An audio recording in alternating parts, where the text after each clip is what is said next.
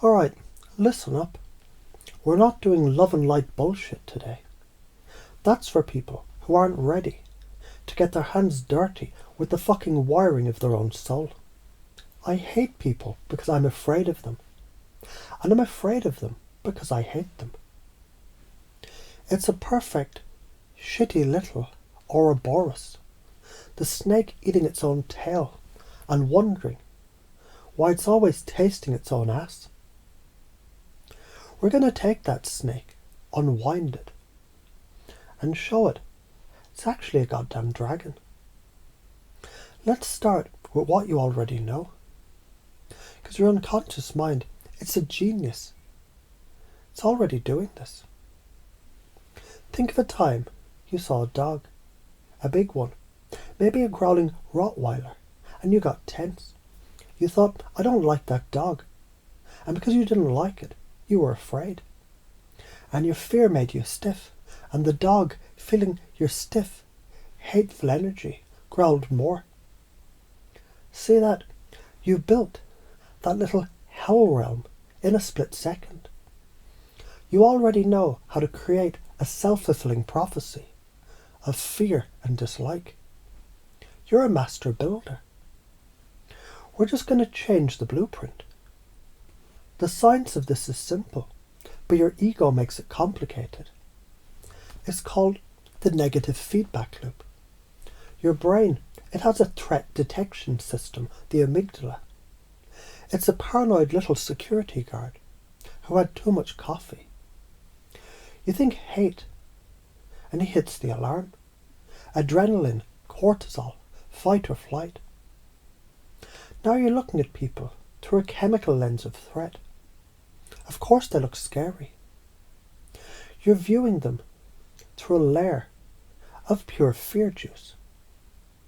And when you're scared, you put up walls.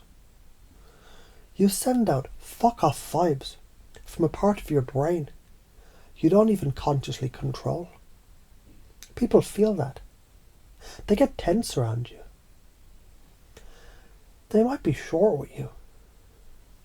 And your paranoid security guard says, see, I told you they were dangerous. Hate them more. And the loop tightens. It's a goddamn straitjacket that you're stitching yourself into, one thought at a time. So let's talk about the cost, the karma of staying in this loop. It's not some mystical punishment. It's cause and effect. It's physics. You stay in this. You become a ghost in your own life. Opportunities for connection, they evaporate like mist because your energy repels them. That job you wanted, the interviewer felt your unconscious I hate and fear you vibe and went with the guy who felt open. That potential partner, they feel the wall a mile away and they walk around it. You'll sit in your room years from now, surrounded by the quiet, and you'll think, I was right, everyone sucks. No, motherfucker.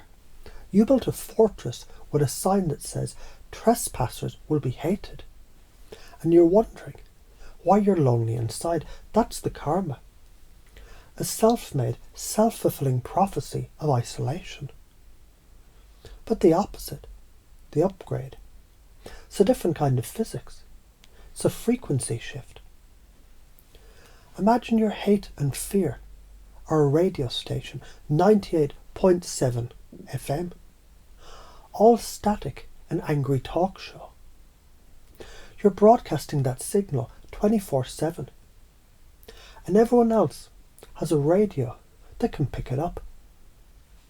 Now what if you could just turn the dial just a little to 99.1 FM? The station of curious neutrality. No love required yet. Just, I wonder what that person's story is. That simple shift in frequency, it changes the entire fucking game. Because when you broadcast curious instead of hate, people's radios pick that up. Their shoulders drop a little. They might even smile. And when they smile, your paranoid security guard. It doesn't get a hit of adrenaline. He gets a hit of oxytocin, the connection chemical. And he starts to think, maybe not a threat. The loop, it starts running in reverse. It becomes an ascending spiral. Let me give you a metaphor, a parable. You're in a hall of mirrors. Every mirror shows you a distorted, ugly, threatening face. You hate the faces in the mirror. You're terrified of them, so you tense up. You make ugly, fearful faces back at them. And of course, the mirrors reflect that back. It's a nightmare. You think the problem is the mirrors. The problem is the people in the mirrors. But what if I told you there's only one mirror and it's facing you? And every other mirror is just a reflection of that one. The hate you see is the hate you project. The fear you feel is the fear you emit. The moment you relax your own face, the moment you drop the scowl and just observe, the entire hall of mirrors shifts. The ugly faces soften. They might even begin to smile because you did.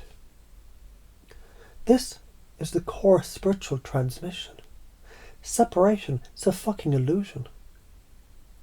The line you draw between me and them is a chalk line on water. You're hating and fearing a reflection of the very parts of yourselves you've disowned. Your own power, your own vulnerability, your own capacity for cruelty, your own need for love. So how do we install this? We don't fight the loop, we use it. Right now, feel the hate. Good. Feel the fear. Excellent. That's energy. That's power. It's just pointing inward, like a fire hose that you're drinking now. Now imagine taking that same intensity, that same fucking power, and just redirecting it. Instead of I hate you, try I'm fiercely curious about you. Instead of I'm afraid of you, try I'm profoundly aware of your presence. It's the same energy. You're just changing the label. You're not generating some fake lovey-dovey feeling. You're taking the raw chaotic power and your hate and fear and alchemizing it into focused attention. This is how psychic gifts activate. This is intuition. It's not magic. It's just paying attention to the data that your body is already giving you about the energy field around you, without the filter of your story about it.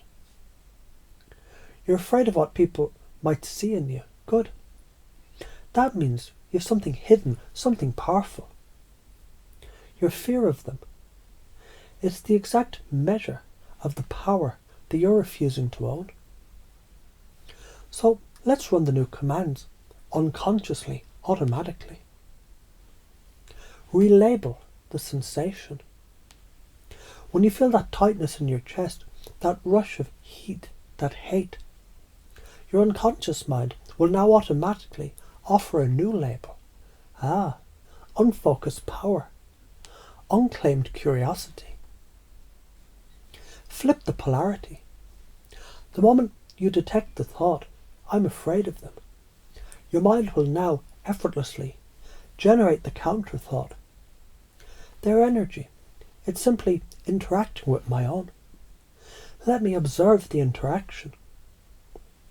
Broadcast the new frequency. Before you even walk into a room, your energy field will now hum with a simple, neutral statement. I'm here. You're here. Let's see what happens. This is the stance of a master, not a victim. Your life, when you live from this, It becomes fascinating. People become puzzles, not threats. Conversations become explorations.